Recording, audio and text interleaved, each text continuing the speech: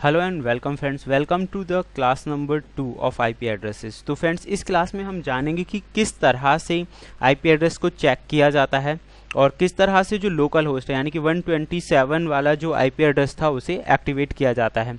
And इसके साथ साथ हम जानेंगे कि मतलब उन चीज़ों को सर्विसेज को एक्टिवेट करके यूज़ कैसे करते हैं, पब्लिक और प्राइवेट में डिफरेंस क्या है, तो ये प्रैक्टिकली जान लेते हैं। सबसे पहले मैं आपको पब्लिक और प्राइवेट वाला डिफरेंस क्लियर कर देता हूँ। इसके लिए हमें जाना पड़ेगा हमें जाना है, we have to run Google and Google पे जाने के बाद आपको लिखना है यहाँ पे व्हाट इज़ माई आईपी। तो ये जो आईपी एड्रेस आपको दिखाई देगा ये पब्लिक आईपी एड्रेस है। आप इसे यहाँ पे नोटिस कर सकते हैं कि आपका जो पब्लिक आईपी एड्रेस है वो क्या है। देन ये आपका पब्लिक आईपी एड्रेस है। अब प्राइवेट आईपी कौन सा होगा, तो इसके लिए फ्रेंड्स आपको जाना होगा सीएमडी में और मैं इसे रन कर लेता हूँ।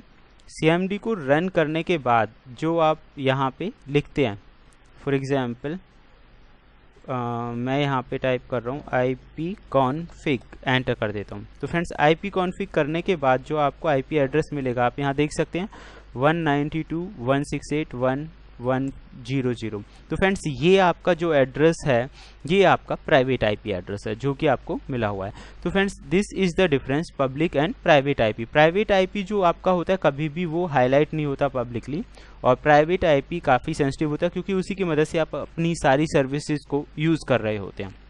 अब हम बात करते हैं सेकेंडली कि 127 जो आईपी एड्रेस था 127 वाला, वो डायग्नोस्टिंग और टेस्टिंग पर्पज़ के लिए मैंने आपको बताया था। तो कैसे करते हैं उससे टेस्टिंग, तो फ्रेंड्स सबसे पहले उसे आपको एक्टिवेट करना पड़ेगा। मैं आपको बता देता हूँ। एक्टिवेट करने के लिए आपको जाना है कंट्रोल पैनल में प्रोग्राम एंड फीचर्स।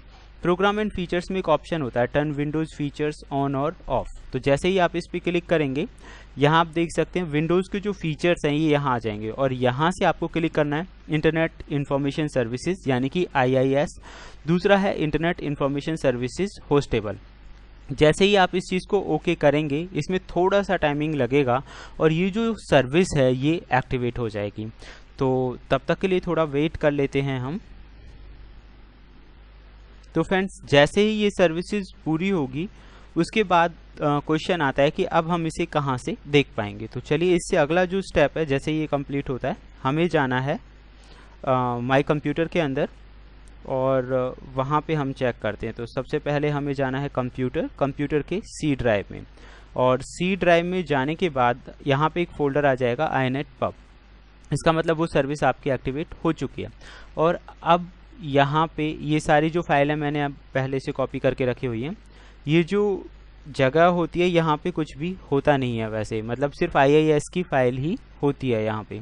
तो फ्रेंड्स यहाँ पे क्वेश्चन आता है कि आपने जो भी वेबसाइट बनाई है टेस्टिंग करने के लिए या कोई भी वल्नरेबल वेबसाइट आपके पास हो तो उस वेबसाइट को आपको यहाँ पे लाके कॉपी और पेस्ट करना होता है। इसमें पहले का जितना भी डेटा है वो आप डिलीट कर दीजिए और यहाँ पे उस वेबसाइट को कर दीजिए पेस्ट करने के बाद अब बात आती है इसे रन कैसे करेंगे। तो फ्रेंड्स इसे रन करने के लिए कुछ ज़्यादा डिफिकल्ट नहीं है, आपको जस्ट यहाँ लिखना है 127.0.0.1 क्योंकि यही था और लास्ट में मैंने पोर्ट नंबर लिखा है। ज़्यादातर पोर्ट नंबर 80 पे चलता है, यहाँ मैंने चेंज किया हुआ है इस वजह से 81 लिखना पड़ रहा है। अदरवाइज़ आप ना भी लिखें तो भी ये चल जाएगा। तो फ्रेंड्स एंटर आप कर दीजिए। आप यहाँ देखेंगे कि जो फाइल या फोल्डर आपने डाली हुई है, मैंने यहाँ एक वेबसाइट डाली हुई है टेस्टिंग पर्पज़ के लिए।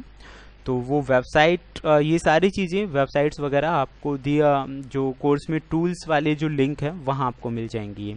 तो वेबसाइट पे मैंने क्लिक किया और वो जो वेबसाइट है वो रन हो जाएगी। तो फ्रेंड्स आप समझ सकते हैं कि ये जो है मतलब 127.0.0.1 ये टेस्टिंग पर्पज़ के लिए आप अपनी कोई भी वेबसाइट वल्नरेबल वेबसाइट है या जो आप टेस्ट करना चाहते हैं, अटैक्स वगैरह करके देखना चाहते हैं, तो एक इन्वायरमेंट मिल जाता है आपको वो सारे काम करने के लिए। तो ये 127 था।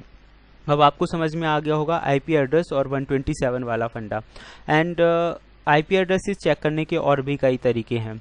देन आपको जो यहाँ याद रखना है वो ये है कि ये जो आईपी एड्रेसेस हैं इन्हें ट्राई नहीं करना है, इन्हें अपने माइंड में सेट कर लीजिए अच्छी तरह, क्योंकि आगे हम जो भी प्रैक्टिकल्स करेंगे और उनमें आईपी एड्रेसेस आएंगे तो ये आईपी एड्रेसेस आपको हमेशा से याद रखने हैं कि ये आईपी एड्रेसेस जहाँ भी आ जाएं आप इन्हें बिल्कुल ना छेड़ें, क्योंकि गवर्नमेंट सेक्टर्स और काफ़ी सेंसिटिव इन्फॉर्मेशन रखने वाले आईपी एड्रेसेस हैं। कोई नासा से रिलेटेड है, कोई आपका FBI का है, कोई आपका मेन सेंसिटिव गवर्नमेंट की साइट्स का है। तो इस तरह की चीज़ों पे आपको बिल्कुल प्रैक्टिस नहीं करनी है।